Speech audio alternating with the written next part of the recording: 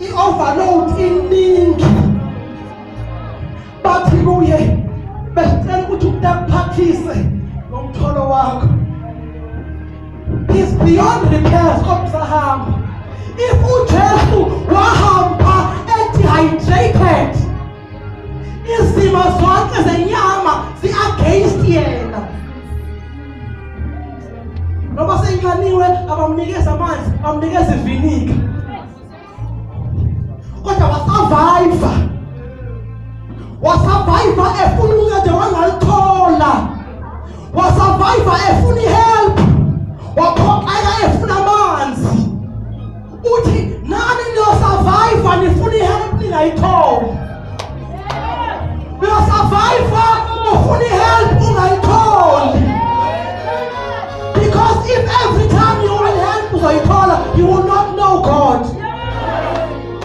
Uzothemba abangani bakho. Uzothemba ikhadi lakho lemali. Uzothemba all your best friends and your family. But you need a time where you will look for help and not find it. Uzomazi yena. Uzosithinga isikhathi ukuthi ulifuna uncedo ungalitholi. Uzosithinga isikhathi salo wesifazane womopho. Wazama yaze yaphela i-medical aid edinga usizo. Wafuna usizo lwesifazane yaphela iminyaka u-12 ekhangela. Lento ithi iminyaka ewu-5 ingaphela ngingasebenzanga after ngigraduatile. Kodwa I will not stop praising God. Noma abangani bonke bangaphumelela ku-Facebook bafaka imishado yabo, bafaka imizi. uNkulunkulu kimi useNkulunkulu. Bonke ama-friends wami seyiphumelele. Angisibaliseli kanye nabo. uNkulunkulu kimi. uNkulunkulu abantu befakaza bethi ngishadile. Abantu befakaza bethi uNkulunkulu wangiphilisa. uNkulunkulu kimi noma lokho engakwenzanga. Angisicompete nabantu. Ngihamba kweyami lane. Thank God for your healing, but I'm still sick. It's fine. Angizomblame uNkulunkulu ngalokho. Angizomkhuluma ngalokho.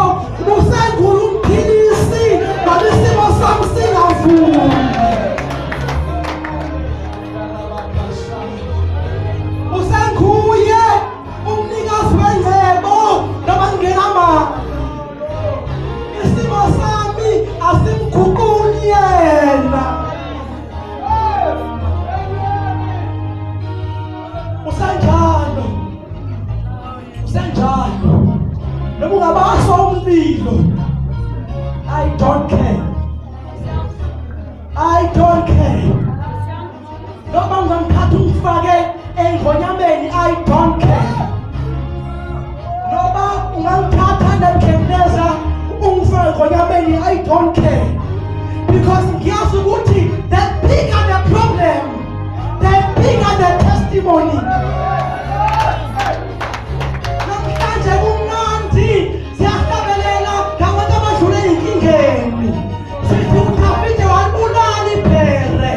That was a problem. Lera ikati inkinga, haimani ngosa ingoma. Ikati inkinga, iperelila. Inkinga leyo. Lomuntu kaNkulunkulu. Every champion. Asimbona ukuba i-champion hlaya graduate. Labo ba-late abambona i-champion bayi-graduate.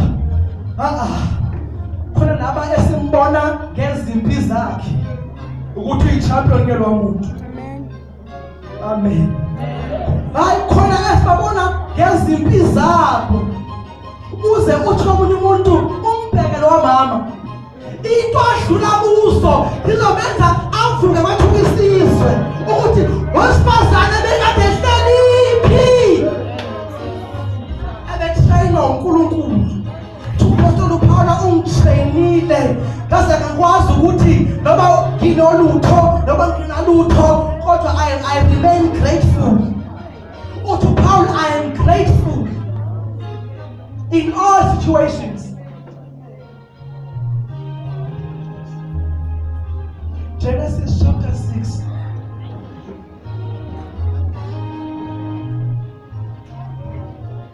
uNkulunkulu lapha ubhala uHebrews ebala amaqhawe eBhayibheli. uNkulunkulu abhala indoda ethiwa uNoah. Athi uNkulunkulu Noah naye ngokholo lwakhe wanqoba. Wacabanga ukuthi kwakumnandi uNoah enqoba. Mawufunda uHebrews 11 wacabanga ukuthi kwakumnandi. Awuphinde uyobheka ku-Old Testament okwenzekani. UGenesis 6 kuthiwa ubumnyama nokukhohlakala kwabantu kwenyuka ezweni. People became more corrupt every day. uNkulunkulu wathi, I'm gonna find a person that can come to an agreement with me. Ulethi athi uEzekiya uNkulunkulu wafuna umuntu ongame esikhaleni. Uthi uNkulunkulu ngifuna indoda kulelizwe lemnyama kangaka. uNkulunkulu wathola umfana uNoah. Ubaba unamadodana akhe awu-3 nonkosikazi wakhe. Uthi uNkulunkulu Noah kunezikhathi ezizayo emhlabeni lapho umhlaba uyopheliswa amanzi.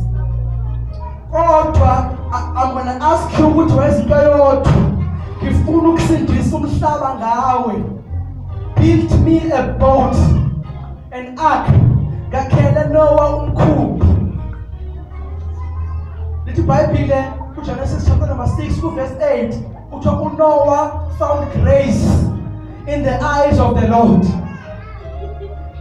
Uthi wathola umusa emehlweni kaNkulunkulu. Kodwa umusa owawuthola azange uchaze ukuthi umkhumbi uzowakhiwa uNkulunkulu.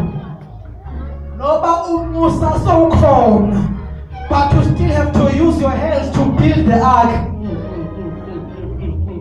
Noba igrace seyikhona, uNoah uphila ngaphansi kwegrace. Umthetho ungafiki lana. Umthetho ufika ku-Exodus. Lo muntu uphila esikhathini segrace. Kodwa igrace ayisho ukuthi tools down, hands free. Ayisho kanjani igrace? Irongo igrace ephishwa kanjalo. Lethi tools down, hands free. Irongo leyo grace. Noba Noah okwi-grace kodwa wena ozowakha umkhumbi. Nguwe who's gonna build the ark. Noba igrace ingakanani uzophuma uyotheza mfana kithi igrace ikhona. Uzophuma uyo-aplya ufake i-CV igrace ikhona. Bekuthole some strange phone call ethi come for an interview. Igrace ikhona. You still have to do your part phakathi kwegrace. Irongo leyo grace ethi relax. Leyo kuyona igrace ubuvila obumuntu. Leyo ethi just relax ungenzi lutho uNkulunkulu uyobona. Akuyona igrace leyo. Ithi grace nayi umusa uwunikezwe usebenzise. Phuma ngegrace yakho. Phuma unqobe umhlaba and be a champion by your grace. Don't stay ekhaya ngegrace. You will die poor negrace yakho. Grace won't bring money to your table. It's still your duty to go and get money. Grace won't do it for you. Grace will open the doors, but you have got to enter. Irongo legrace hlala phansi. When as fast will come to you. That's not grace, it's laziness. Grace ithi take your matric certificate, go to a university, knock and get a bursary. Grace ithi phuma uyosebenza.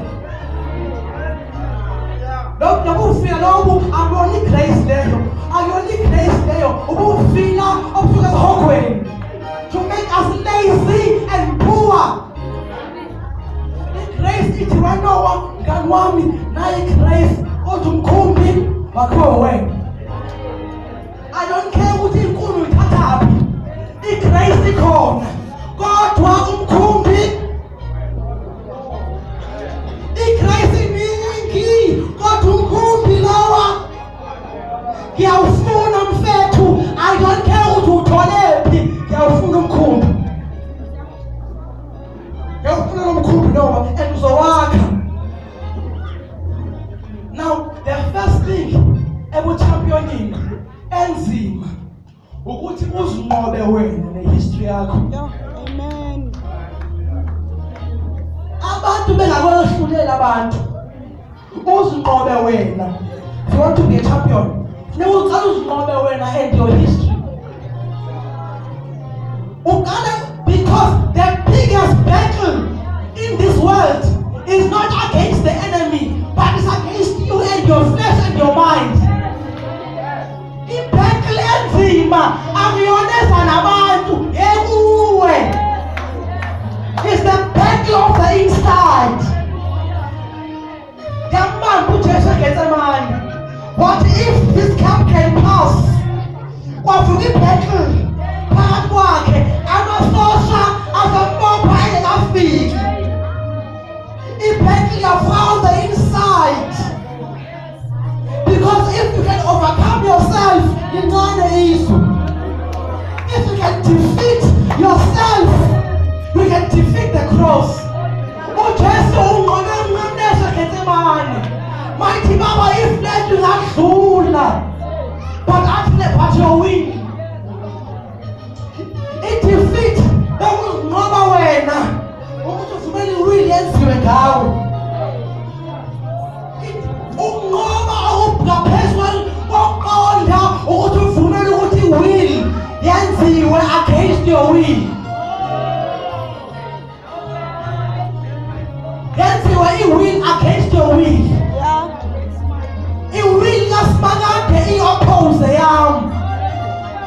That means I am now getting ready to be a champion because the will of God is opposing my will.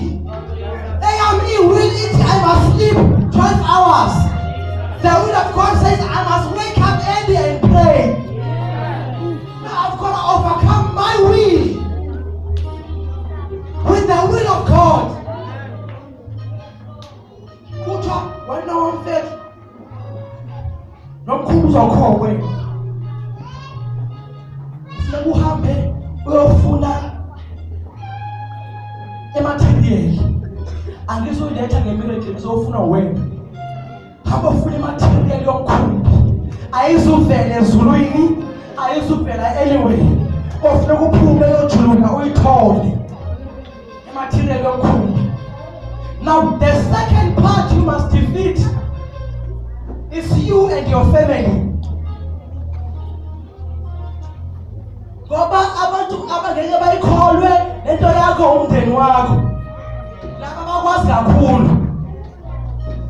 Sibabile abafo baJesu bangayikholwa lento yakhe. Ubezwa abakulo Jesu uJesu eshumela esenkonzweni, abangena enkonzweni bamkhipha ngaphandle bathi mbizeni somlindana. Abakulo Jesu bamkhipha kuministry bathi makaze kuwe enyameni.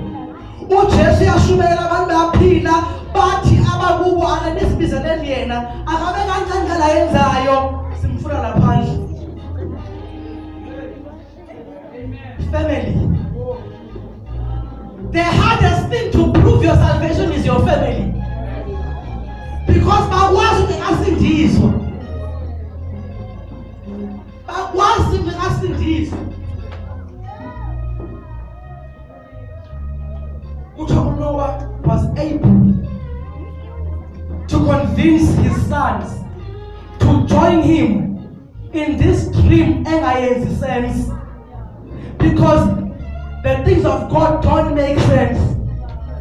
Ungayifuni logic awuzuyithola, ungayifuni explanation awuzuyithola, noma ungavula i-dictionary engaka ekuzuthola i-explanation of the things of God. Nokungafuna ama-scientist akuchazele ekuzuyithole ngoba makwakhiwa umkhumbi la Mawakhiwa iTitanic bayakhela close to the sea. Khona kuze kube lula ukuthi ingene emanzini. UNoah umude nolwandle. And I make it this ukuthi amanzi azofika kanjani kulo mkhumbi wakhe. Phela ukuthi umntwana wakhe umkhumbi eGoli uzowufakaphi? Because umkhumbi yakhiwe eDurban. I had the sense to build a boat, a huge one. eGoli. Uzoyifakaphi? No, your trip does not make sense. Do you know what God said? Now I'm 40, I won't lie to you. I don't know how it happened. I will not try to convince you with some revelation. Namangazi mfethu, what God said. Namangazi. Awabona amanzi ngalana that can lift up this ark. Kunemitombana nemfulana. Bakuthe usibakade mawakhiwe. Yeah. Number 3 of being a champion, listen to his word. Listen to his word. About what he sense. Naba bantu uThukulunkulu niwise the walls of Jericho. Ningahambi nezikhali. Ningahambi nama bulldozers. Ningabizi ama-truck ama-Ramden. Just surround the place for 7 days very quietly. It does not make sense.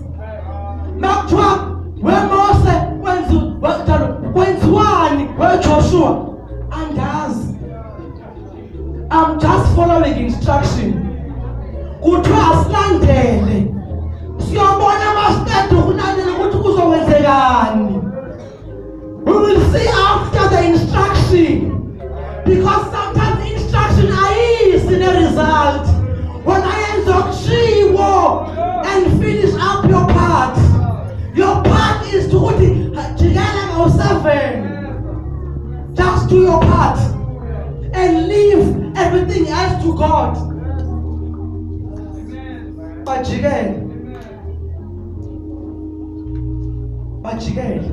and uNkulunkulu uyamchaza kubanike 7 days to change their minds. uNkulunkulu ubanike 7 days to change their minds.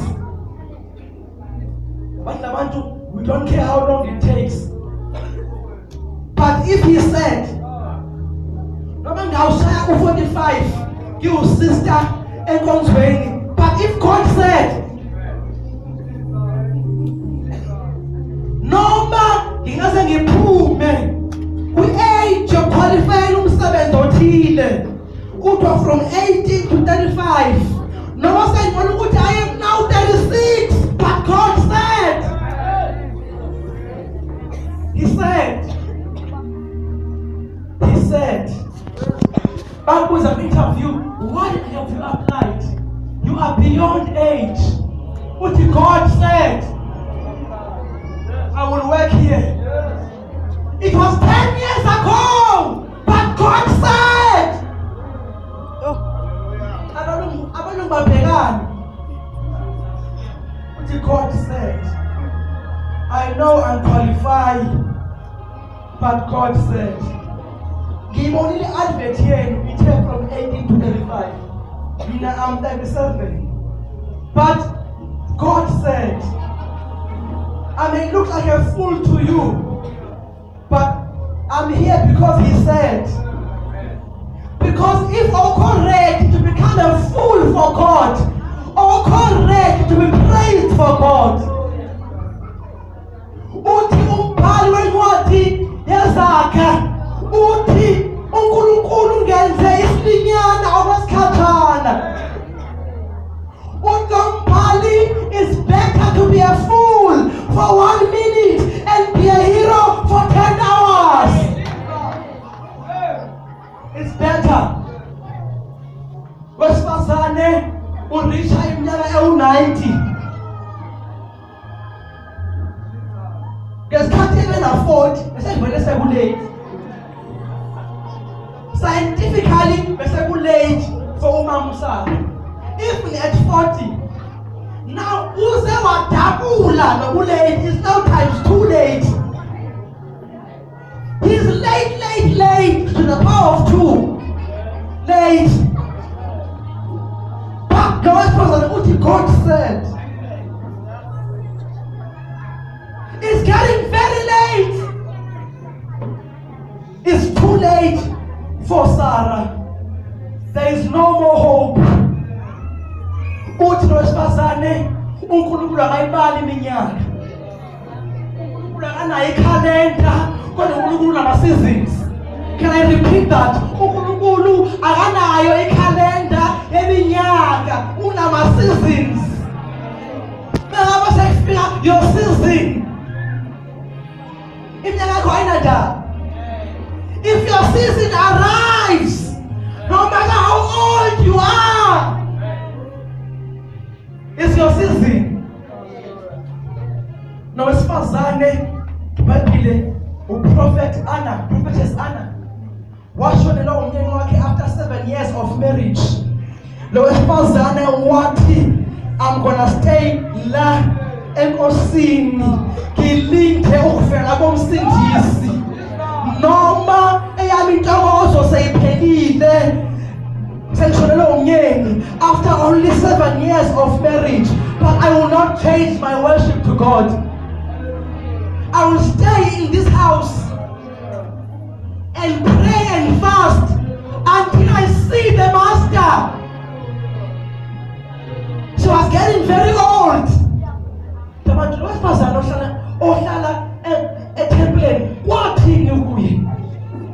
This woman had a word that the Messiah is coming. Said, I'm gonna pray until he arrives. I will die. I don't mind dying. Was like in morning. This woman,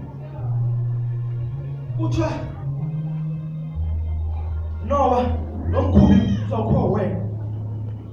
And uNoah umkhumbi uqala iminyaka yakhe inako 400 and something, around 350. It took him 100 years to build. Kwaze kwavele abanye abantu kwabanye kuzalwa abantu base baguga. Le ndoda ithi uNkulunkulu wathi akho. Le ndoda kwazalwa abantu base baguga. Ibhizi nomkhumbi ongenzi sense. Now he's getting very old. He can die anytime. Now futhi amehlo akhe akasaboni kahle. Kodwa uthi, my sons, take me to the ark. God said, Mayakiwe. I'm saying for me, kodwa Mayakiwe. Utho wabesophuma wathi kunemvula ezayo. Ayenzi sense. Akaze kwanetha kangaka la sihlala khona. Sihlala in a place like a desert. Usabe kuyigrace imvula mayinethe for 2 hours. Manje uthi lo baba kunemvula ezonetha for 7 days. Andikhehlesa ngani? Veleke kokusho kwathiwa amakhehle masemadala ingqondo yahamba. Andikhehle lithi imvula for 7 days. Ngoba into zikaNkulunkulu ziba against environment. Yeah. uNkulunkulu wezinto ezi-against nature. It does not make sense for God to say, oh, imbewu wesifazane yoqhamza inyoka. Ayenzi sense leyo nto ngoba wesifazane akanayo imbewu. Ngicabanga ukuthi dala besibuza oMose ukuthi lithini levesi elithi imbewu yowesifazane. Ngoba wesifazane akanayo imbewu. Lento ayenzi sense. Izokwenzeka kanjani ukuthi owesifazane abe nembewu? It does not make sense. Then to make it worse, uNkulunkulu ufuna inversion. Ufuna umuntu ngeke kuthiwa maybe noka brother bani ebenaye enyangeni edlule. It's more impossible. Ufuna umuntu ekuthiwa akazana ndoda to make it even worse. Umuntu ongazani nendoda to make things even worse. Ask your sister, I don't know how it will happen, but let it be to me according to your word. Wawakha nomkhumbi kwafika instruction umkhumbi mase uqeda kodwa upende right ke manje umkhumbi. Part number 2, upende inside out with the same color. Uthi King James with pinch, uthi NLT with tar. Ithande yalaphandle. Upende ngetar. What a strange color.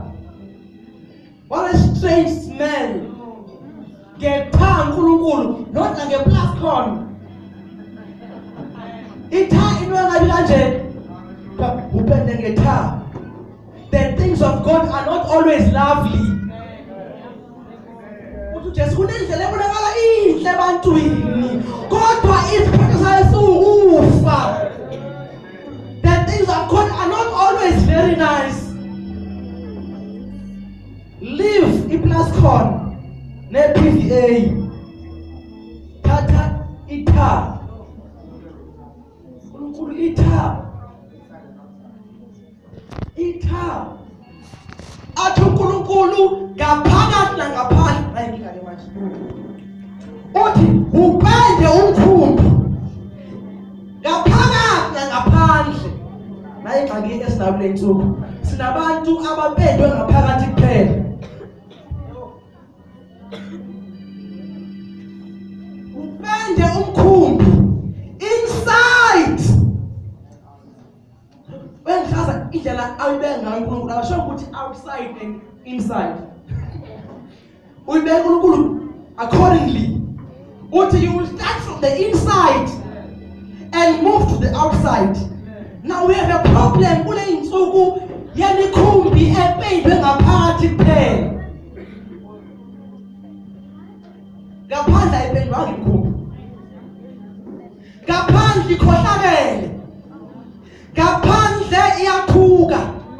Ngaphandle iyasabeka emizini yayo imikhumbi. Kodwa ngaphakathi ipendiwe. Kama Sundays ipendiwe ngaphakathi, you are holy. Phakathi neveka ayipendwanga. Kusho abanye ngaphandle bathi usindisiwe, bathi umsebenzini asikwazi thina lokho. Lo mkhumbi upendwe ngaphandle ngaphakathi kuphela. Uthi Paul ikhamo sikamoya asibonakale pendwe ngaphakathi nangaphandle. Amen. Pendwe ngaphakathi nangaphandle. Ngaphandle ijealousy. Ngaphandle i-greed. Ngaphandle i-unforgiveness. Ngaphandle kunabantu angakhulumi nabo. Kodwa ngaphakathi uthi unoJesu. Asikuphikisi lokho kodwa pendwa ngaphandle. Pendwa ngaphandle. Ngoba lo mkhumbi wakho ngeke uzokwazi ukuletha abantu enkosini upendwe ngaphakathi kuphela. Ngazi bangiyaphi ke labo ngcwele, angazi bangiyaphi. Kuthiwa upende mfana ngithi with the same color, not green inside and white outside.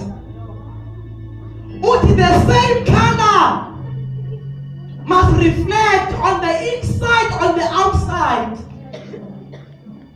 Bend mfana ngithi ukhumbi with the same color.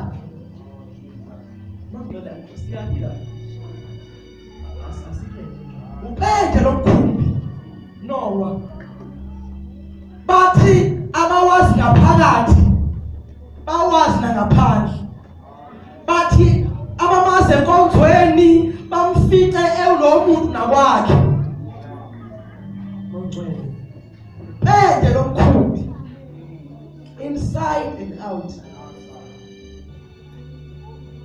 Kuthiwa uNowa wawupenda lomkhumbi.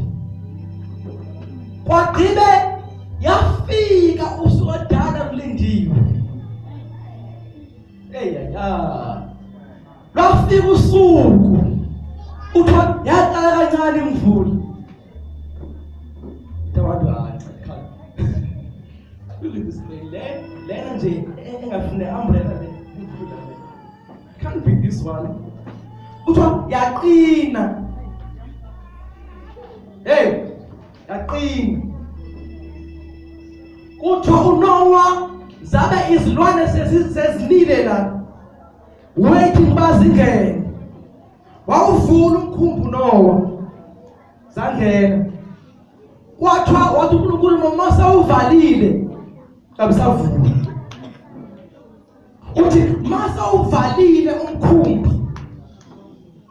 I will take the key from you. Uthi uNkulunkulu siyeza isikhathi sokuthi uvale umkhumbi.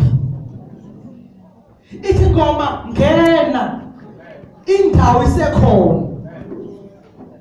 Wavala umkhumbi. Yaqala imvula. Yaze yafika kwilevel yokuthi uphakamise umkhumbi. Now ithi ke into yami lamanzi abulala abangaphandle ayawuphakamisa umkhumbi. Lamanzi abanye abawubona as a distraction. Thina esingaphakathi komkhumbi siwubona as a lifting up. Lamanzi abanye ayahaqa bona abahaqa lamanzi. But the same water is lifting us up. The same flood is lifting. The same problem. Inkinga wabanye ufezekiso lwesibhala komunye. Lengxaki kwabanye ewukufa kulaba ifezekisa isibhalo. It brings the word to pass. The more enyuka amanzi, the more befa abantu, the more kukhuphuka. The more ngaphandle ezweni kunama wars and earthquakes, the more kukhuphuka umkhumbi osezulwini. Le distraction engaphandle ayizanga ukuthi ize ukuzophakamisa umkhumbi esikuwo. Irandi elehlayo ayizanga ukuthi lize ukuphakamisa umkhumbi wasekhaya. Lezifo ingaka azizanga ukuthi size kumkhumbi wasekhaya. Zemkhumbi kwenzekani makunje? It will lift up your eyes, yaphakama umkhumbi. Anytime from now angavela uJesu. Isimo siyasho. Isimo siyachaza ukuthi uyaphakama umkhumbi. One day very soon we will have our last Sunday. Ashanda Messiah. Uyaphakama umkhumbi wasekhaya. Lift up your eyes. It's getting closer and closer. Ekuthiwa inesikhathi bengizodayisana ama-hour inama-seconds. Anytime from now. Zonke iy'profetho zenzekile. Asikho sele. I-peace deal ephakathi kwa-Israel namaFilisti. Lithi iBhayibhile layo yona bengaba seyenzekile, it will be a matter of seconds. Last year bebizwa befundisa abakhulu bomhlaba bohlala phansi ugraftwa i-peace deal ka-Israel noFilistine. Sayigraftiwe. Mayiseke approvwa sephelile. Bahlangana futhi ngoNovember. If I sign on November, maybe Christmas won't even come.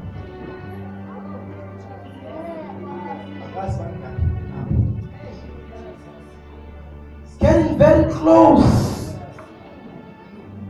Hey. It's getting very close.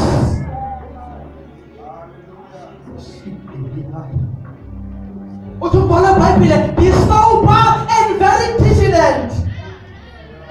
Be sober. Don't be distracted. Anything can happen. Anything can happen. Be very sober, for your enemy, the devil, is going out like a roaring lion, seeking whom he may devour, but be very sober. Be on the lookout. Why Eshokanjalo? It's because the enemy is gonna try to fake everything that is godly. They're gonna